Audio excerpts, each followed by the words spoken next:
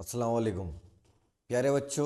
आज हम bridge course 7वीं जमात का दूसरा दिन देखेंगे। बहुत अच्छा टॉपिक है सही आदात। ध्यान दीजिए, आओ समझे।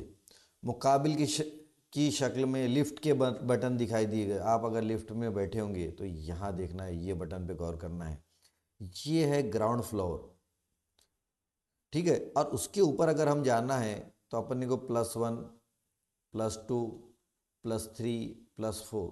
और हमको ग्राउंड फ्लोर के मतलब जहाँ काउंटर वगैरह रहता उसके भी नीचे जाना है, पार्किंग वगैरह में जाना है या उसके नीचे जाना है, तो हमको -1 -2 का बटन दबाना पड़ता है। ये होगी काय की बात, लिफ्ट की। ठीक है, लिफ्ट आपने बैठे कोई भी शायद ऐसा बच्चा नहीं होगा जो लिफ्ट में आज के दौर में बैठा नहीं होगा। अगर नहीं बैठा होगा तो आज नहीं तो कल वो बैठ ही जाएगा, ठीक है, उसमें घबराने की कोई बात नहीं है। मुकाबिल की शक्ल में लिफ्ट के बटन दिखाए गए, इसके मुताबिक सवालों के जवाब दिए। लिफ्ट में ज़मीनी सतह के लिए कौन सा बटन दिया हुआ है, तो ये ग्राउंड फ्लोर के ये रहता जी। ज़मीनी सतह के नीचे के मंजिल के लिए कौन से बटन दिए गए, इस ज़मीनी सतह ये हो गया ग्राउंड फ्लोर, इसको क्या बोलते हैं अपन, ग्राउंड फ्लोर। और उर्दू में बोलेंगे उसको अपन ज़मीनी सतह। ज़मीनी सतह को बताएंगे अपन 0 से।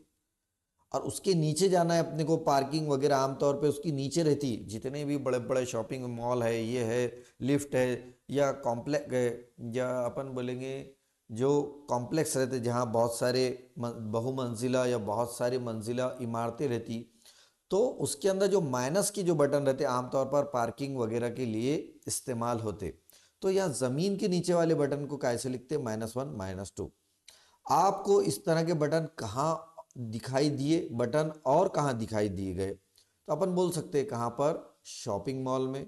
शॉपिंग मॉल जो बड़े बड़े शॉपिंग मॉल है, मिसाल के तौर पर डी मार्ट है ना, वगैरह वगैरह, जो रिलायंस के भी है, रिलायंस के भी जो बड़े बड़े मार्ट है वहाँ पर आपको इस तरीके से दिखाई देंगे। तो इसका अब बहुत सारे लोग बोलते हैं कि भाई रोज़मर्रा की ज़िंदगी में मुस्बत और मनफी का कुछ काम ही नहीं पड़ता। तो उनको ये बताना है कि आप जो जब लिफ्ट वगैरह में बैठते तो वहाँ पर ये तमाम चीज़ों का काम पड़ता है।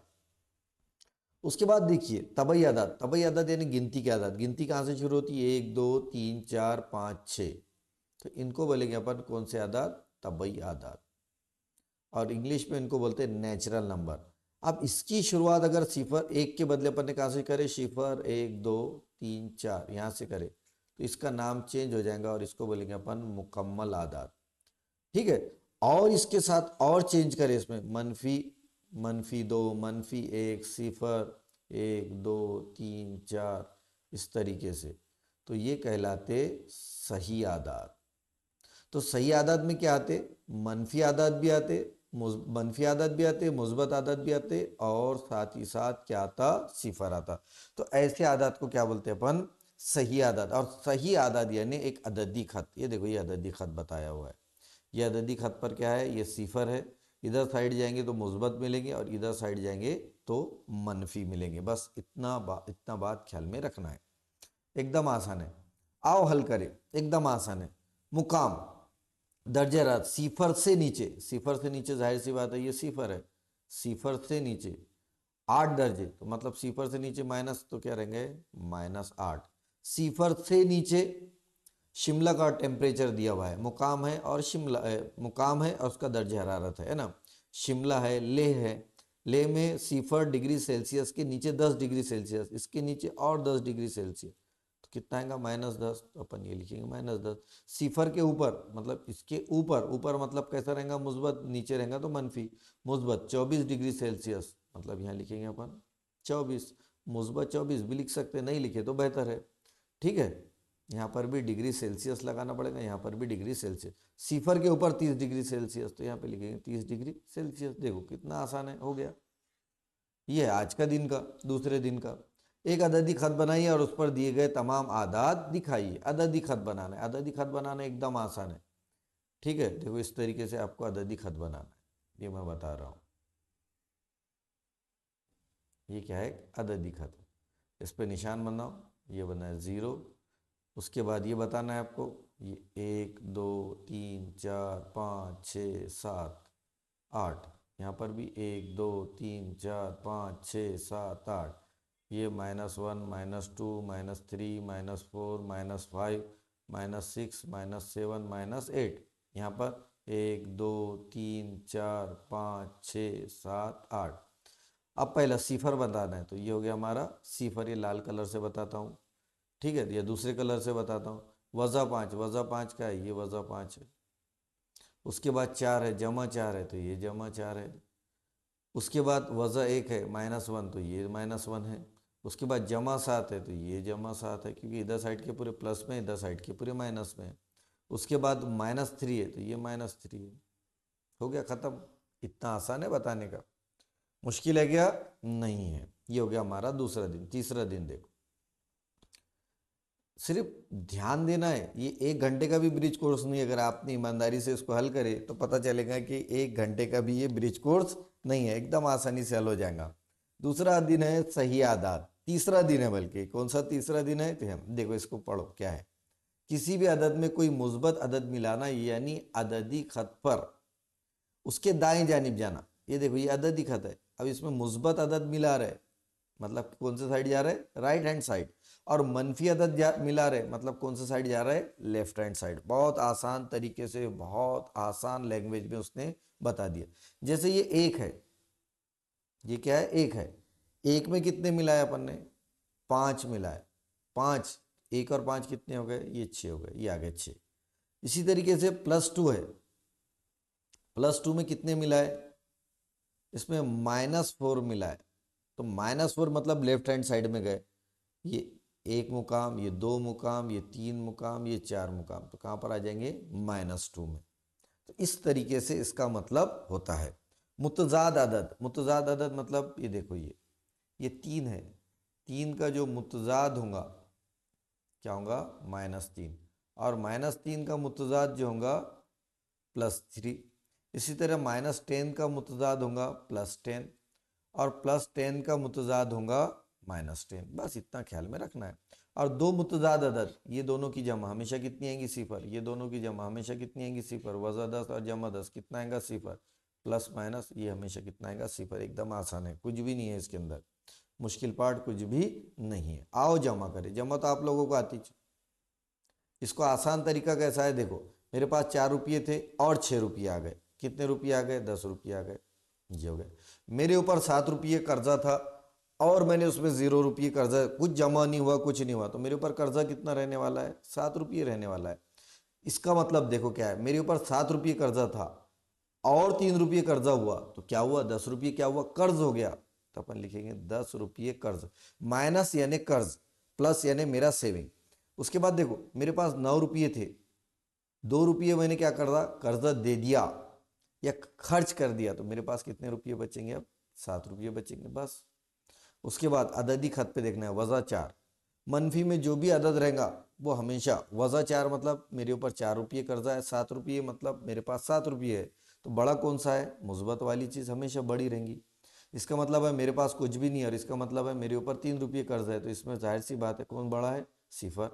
इसमें जो मनफी में छोटा रहता है वो बड़ा रहता है, और जो बड़ा रहता है वो छोटा रहता है, तो यहाँ बड़ा ये है। उसके बाद यहाँ बड़ा कौन है? मुस्बत में ये है। यहाँ पर दोनों आपस में बराबर है, यहाँ पर मुस्बत अदद हमेशा बड़ा रहेगा, एकदम आसान। उसके बाद ये देखिए, पहला -9 माइनस -8, बुरे को बुरा कहना अच्छी बात है, मतलब -9 माइनस माइनस हो जाएगा प्लस। 9 रुपये कर्जा था, 8 रुपये दे दिया मैंने, तो 1 रुपया क्या बाकी बचेगा मेरे पास? कर्जा। तो ये इस टाइप का सवाल है। उसके बाद +3 है, +7 है, माइनस +3 है। बुरे को अच्छा कहना बुरी बात है, मतलब 7 -3, और 7 में से 3 गए तो 4, यहाँ बचेगा 4। इसी तरीके से 8 है, -2। बुरे को बुरा कहना अच्छी बात है, 8 माइनस माइनस हो जाएगा प्लस, 8 और 2 हो जाएंगे 10, तो यहाँ लिखेंगे अपन 10। उसके बाद ये -4 है, -+2 है। -4 बुरे को अच्छा कहना बुरी बात है, वज़ा 2। 4 रुपये कर्जा था और 2 रुपये कर्जा हो गया, तो -6 रुपये कर्जा हो गया, तो ये हो गया 6 रुपये कर्जा। एकदम आसान है। देखो, अब ये वज़ा 4 है, वज़ा 3 है और 7 है। 7 में से 3 गए 4, बराबर है। 5 में से 3 गए 2, और वज़ा 3 और वज़ा 3 वज़ा 6। इसी तरीके से 7 और 7 कितने होंगे? 14। 7 और 5 कितने होंगे? 12। 7 में से 3 गए, कितने बचेंगे 4। एकदम आसान है। सिफर में 7 जमा करें तो 7, सिफर में 5 जमा करें तो 5 और ये -3।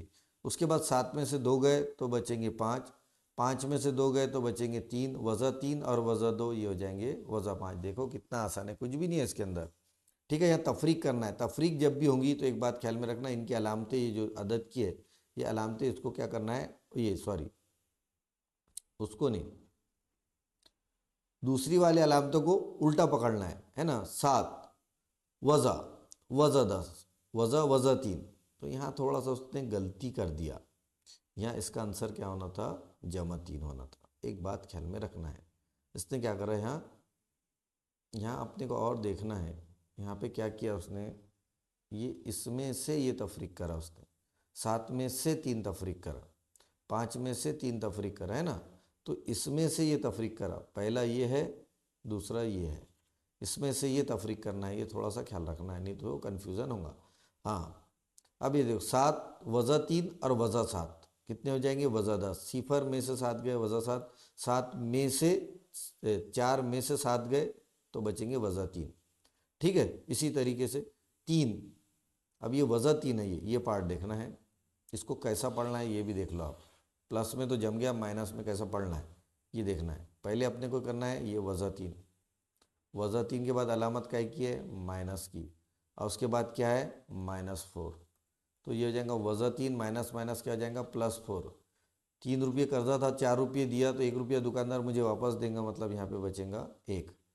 उसके बाद सिफर है, सिफर वज़ा वज़ा जमा, तो ये जितनी माइनस की अलामत रही, यहाँ का की अलामत रही माइनस की, तो यहाँ में जितनी भी अलामतें इसको सबको चेंज कर देने का आसान तरीका क्या है, इसको माइनस कंसीडर करने का, इसको प्लस, इसको प्लस और इसको प्लस। अब देखो कितने आसानी से हल हो जाते।